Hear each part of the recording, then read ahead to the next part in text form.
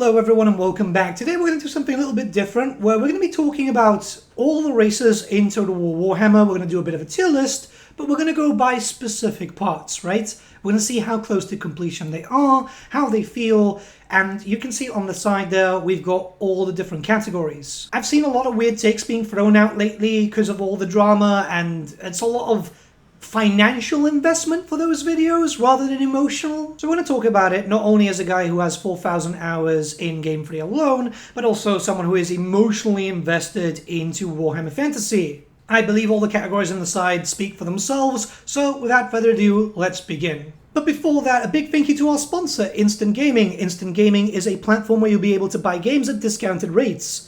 As we are waiting longer and longer for Tides of Torment, and who knows, at this rate, maybe even the new game announcements, maybe you should pick up a new title and get yourself a pretty sweet discount. There's old games, new games, and even games that haven't released just yet, all at a very sweet rate. You can even get titles for your Nintendo, PlayStation, or Xbox, which is absolutely awesome, as games overall are getting a tad more expensive. And not just that, we have a monthly giveaway going on where you can win the game of your choice. All you have to do is click on the link in the description below and sign up. You don't even have to make a purchase. This is the company I've been working with for over a year now, and not only that, but I've been using their services. I ended up getting a really sweet deal on Stellaris.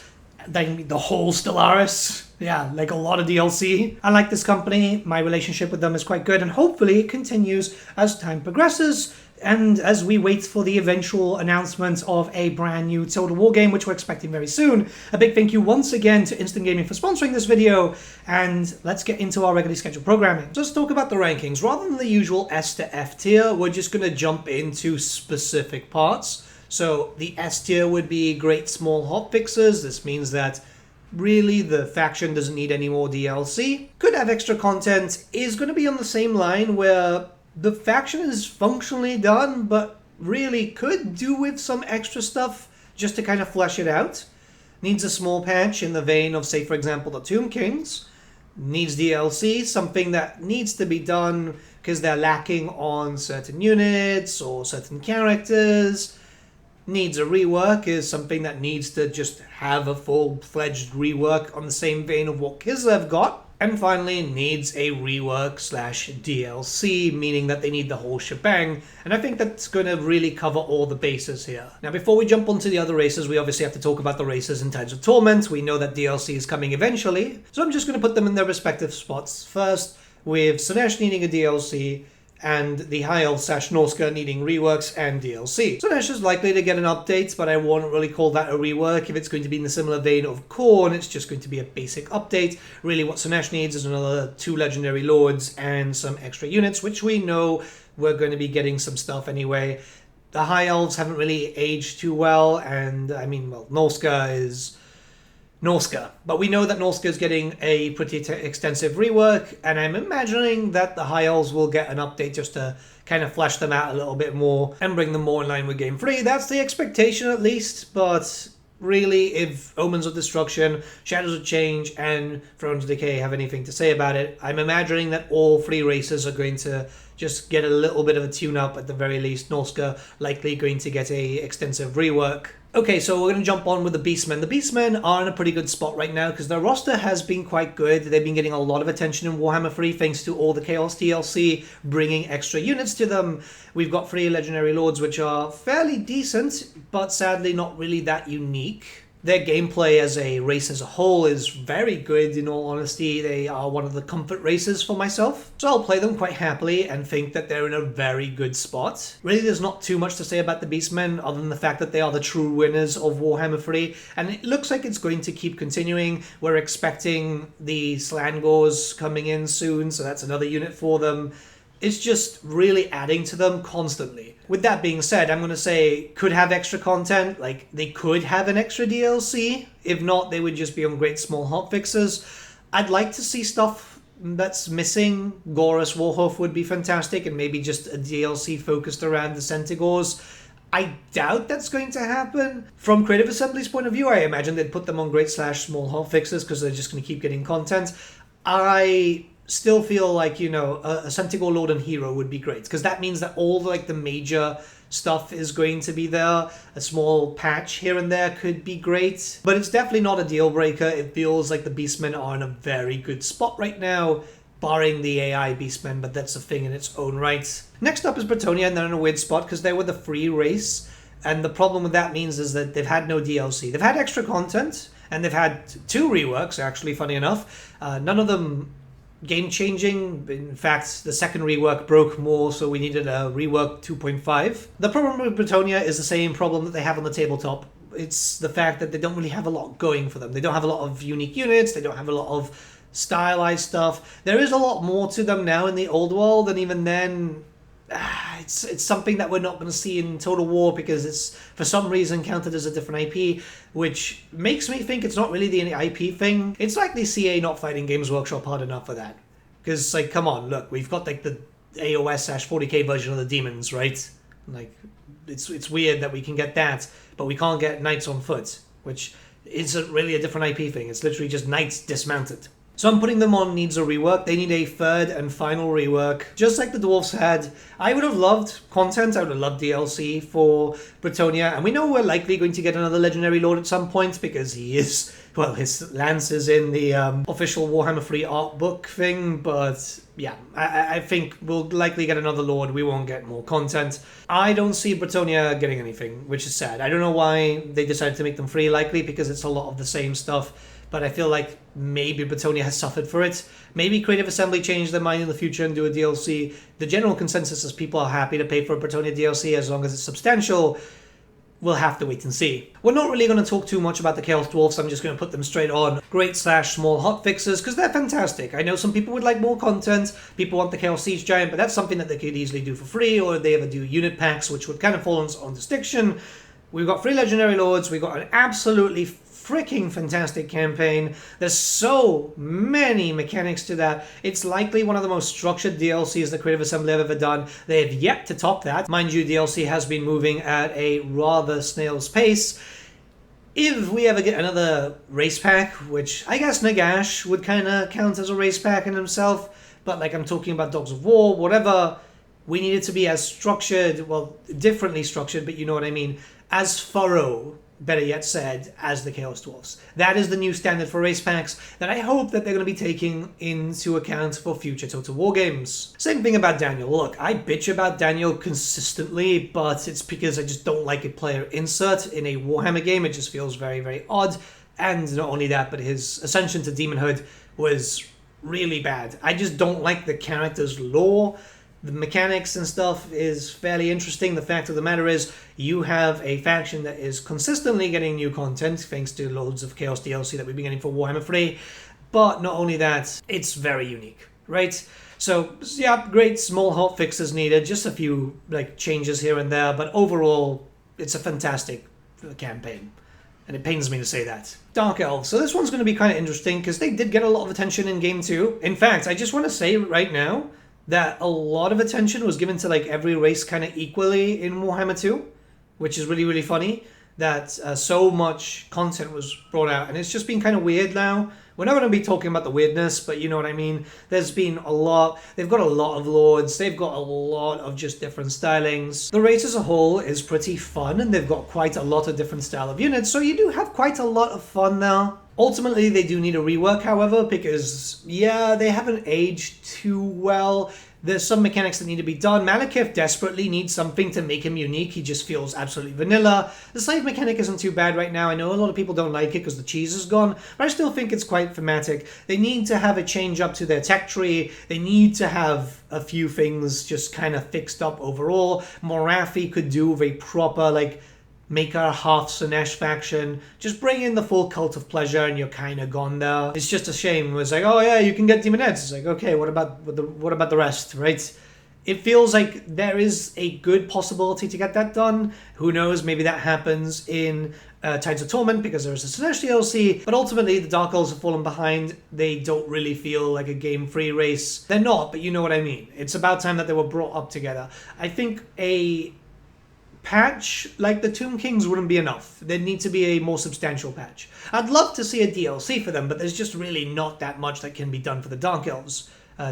Believe me, like I've tried, I've gone through books, there's just not a lot. It could be like we could see a legendary hero and stuff, but again, that could just be done during character packs. Okay, so Dwarfs, they had 3.5 reworks. They've not really had a lot of content over the years, really just, 2 DLC packs and that's it. But their updates have always been quite substantial. The last update needed a second update. What about second breakfast type of thing? But now the Dwarfs feel incredibly unique, have their own styling, have a lot of content to play around with. I really feel like the Dwarfs are in their like apex form. With that being said, I still feel like they could do with some extra content because I think they could do with a DLC. I don't know, they might just get something for free. I wouldn't mind Joseph Bugman for free. We usually get a free character every now and then, so it's not too bad. But the carts have now become like a unit for Old World. Before someone from CA might be watching this and like slamming their head going, oh, we can't do Old World, different IP, whatever. The carts have always existed. You got the normal pony from the Skull Pass box. And then there was Bugman's cart.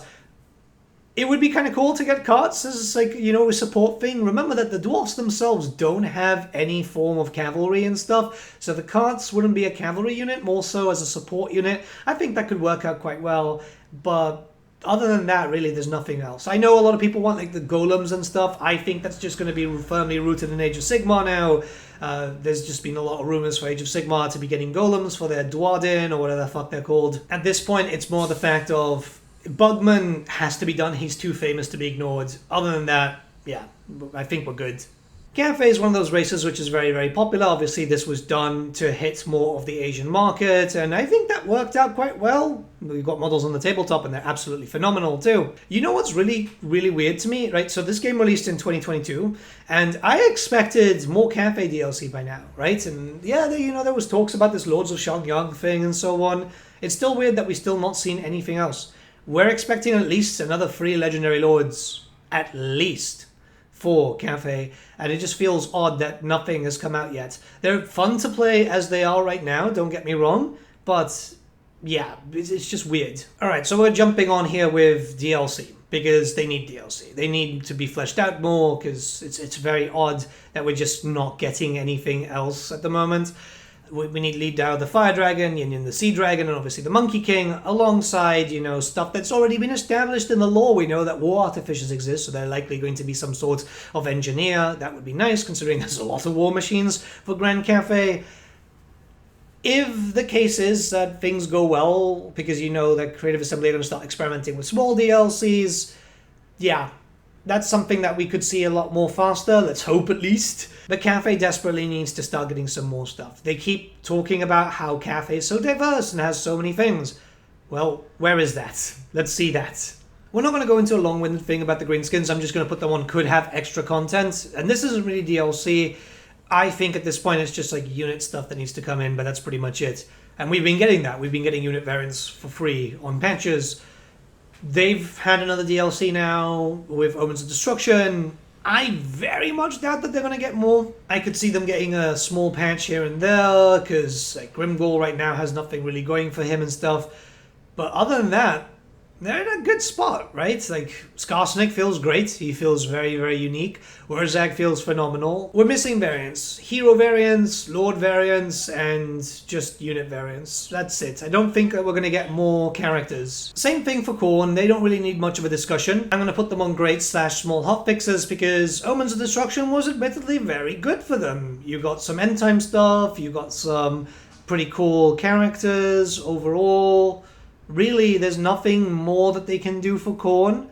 I wouldn't mind Kabanda in the future, because, well, he is technically a Warhammer Fantasy character too, because he pops up during the end times. But other than that, really, it's just, that's it. Khorne is in a very good spot. I think asking for anything more would be a disservice to it. Same thing for Kislev. I'm skipping the no-brainers, but they just had a massive rework, and I don't think that we'll get other DLC for Kislev. I don't know why, but something's telling me that they're just functionally done for Warhammer 3. Maybe CA is just done with them as a whole, because all the drama, I don't know. Really, at this point, it's just one of those things that I just don't see new stuff, and it's a shame because there's cultures that we haven't explored in Kislev just yet, but there's not much that can be done when the country is so tiny. It's basically just 3 capital cities and then like 2 or 3 little sub-regions. It's not a lot. It's not a lot. I think a lot of the issue stems from the fact that a lot of people want the stuff at Kislev because they're supposed to be defensive. And I think that's more of a Mother Ostankya thing. We'll have to wait and see what happens, but I very much doubt it. So I'm going to give them great small hotfixes. The rework ultimately was fantastic, and they feel really, really good right now. I'm skipping for like the no-brainers quite quickly, but we're jumping into Lizardmen right now, who have just recently got a fairly substantial change, a small update, nothing major, but still. They've had a lot of attention in Warhammer 2, and they've just kind of fallen behind. Now, a big thing here is we know that future updates are coming to the Lizardmen, right? We know that they're going to hopefully fix up the geomantic web and stuff like that. I still think that they need a DLC. There is still another character that's missing, which is Tetueko, who would be a perfect Lord choice, and there's still a fair amount of Lizardmen stuff missing. The fact is, the Lizardmen have had a lot of love from both GW and CA, but they've fallen very, very, very behind in Warhammer 3, and it's just like dramatically seen. It's very, very badly seen. So yeah, they're going to be on needs rework and DLC. While they don't need like a full race rework, what they do need is updates to individual lords to make them a little bit more fun, give them something just unique. Mazda Mundi could have his own unique mechanics, same thing as Krokgar. Well, in theory, a lot of them could, like fucking Tic-Tac-Toe exists and he really shouldn't. Well, he should be a legendary hero instead. But there is a lot of content, there's cultures, there is just so much that can be done with the Lizardmen that they could easily justify another DLC, get it all out there, finish it up and go, there you go, they're up and they're there. Okay, Nurgle we're jumping straight into, and this is something which we know is going to happen, right? So they're in a great spot right now. Thrones of Decay was fantastic. It introduced a lot of stuff for Nurgle. And not only that, they ended up getting just like overall proper touch-ups. They just feel great. Now, they are likely going to get a new DLC. So I'm not going to say that they need a DLC. We just know that they're going to get a DLC because end time stuff is now viable, and there's a lot of end time stuff missing for Nurgle. But I'm talking about this in the very weird hypothetical. Should they never get another DLC, they're perfectly fine. Rot Knights are cool. All three lords are fun to play around with. Yeah, they're great. It's just now waiting for the Glotkin, the Putrid Bite Kings, and whatever else comes in. But yeah, overall, amazing. Same thing for the Ogres, great small hotfixes, they don't need anything else. Basically the whole tabletop roster is already there, barring just like some Noblar stuff. I know some people would like some other characters like Gark, Ironskin and so on, but in fairness, the Ogres are done. I feel like 3 Legendary Lords is a good stopping point for that race where really there's not much to go around for. You can't have Gark come in and all the units just being just Noblars, right? And I don't see a way that they could justify more content or more DLCs. Maybe again character packs to bring in Gark, but even then the Mountains of Morn are congested as is, and I don't see too much there. I feel like they are just done, which is nice to say, in all honesty. It's nice to get a race that's just like done. Skaven got a lot of attention in Warhammer 2. In fact, a lot of people say that a lot of the other races suffered because of the Skaven, and I'm inclined to agree. Every time Skaven were the other side of the DLC, they got the most attention because people loved the Skaven. There was so much meme factor towards them, and there's just so much that the Skaven can do. This is coming from someone who played Skaven on the tabletop during 6th edition all the way up to the end times. Yeah, they were just that fun. So I could see them still getting like a little bit of a push though. They're by no means perfect, especially some of the factions. So for that purpose, I'm going to put them on needs rework and DLC. But hear me out, it's not a race rework. So when it comes to DLC, it's Thankwall, the Storm Fiends, just that type of stuff. It's stuff that we know is coming eventually. Hell, it was outright confirmed during Warhammer 2 where Creative Assembly asked people to stop asking about Thankwall. So it's just a matter of time. It just feels obviously a lot slower because Warhammer 3. Then rework, it's like, stuff for Queek, stuff for Skrulk, stuff for maybe even Tretch.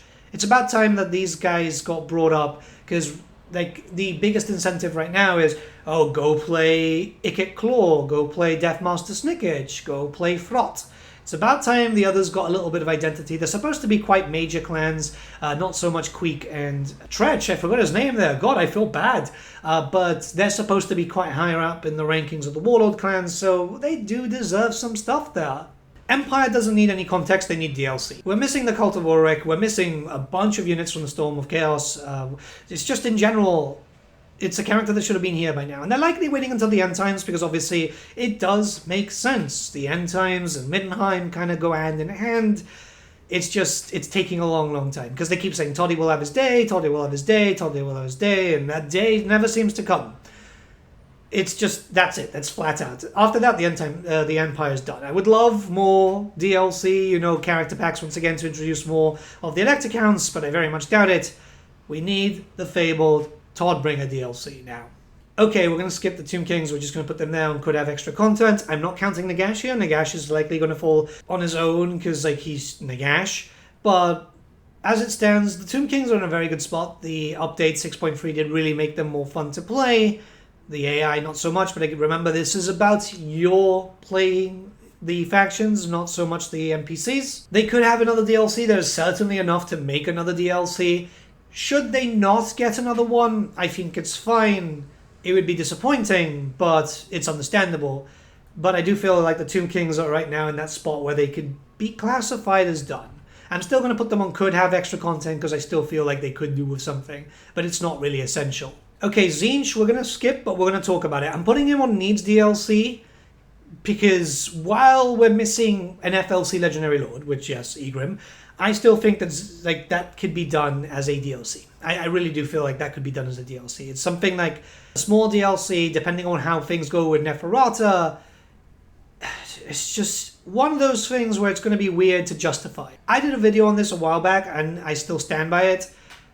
I don't think VIKRAM should come in as an FLC. I think someone else should come in, and they could have just 4 Legendary Lords for Tzeentch. There are certainly enough characters to jump into. Just they didn't really have tabletop models. But in the purpose of no DLC, just an FLC is fine. It's just they have to be in this ranking, because I didn't want to put one thing just for like, oh, it just needs an FLC and that's it, you know? Vampire Coast. I know a lot of people want more content for the Vampire Coast because they are very, very unique, especially when it comes to the undead. Unfortunately, I don't think that's ever going to happen, mostly because they were never an official army book. They were just a supplement for 6th edition, and it was like, oh yeah, just buy an Empire kit, buy a zombie kit, and then mix and match. I do feel like Creative Assembly pulled a lot of work here to make them quite unique. So it's one of those things where maybe Games Workshop wasn't that much involved, because they're very, very stylized. It's very cool and still feels like a Warhammer faction, but you know what I mean, right? I don't see more content coming here. It's a shame given how popular they are, but I just really think that they need a small patch and that's it. You know, bring them in line, same thing like what the Tomb Kings got, and you're done. And I think that's a good thing. At the end of the day, that's what you're expecting from other races. If they can get to that point at the very least, great. Vampire counts got largely ignored throughout all of Warhammer 1 and 2, barring just one small DLC.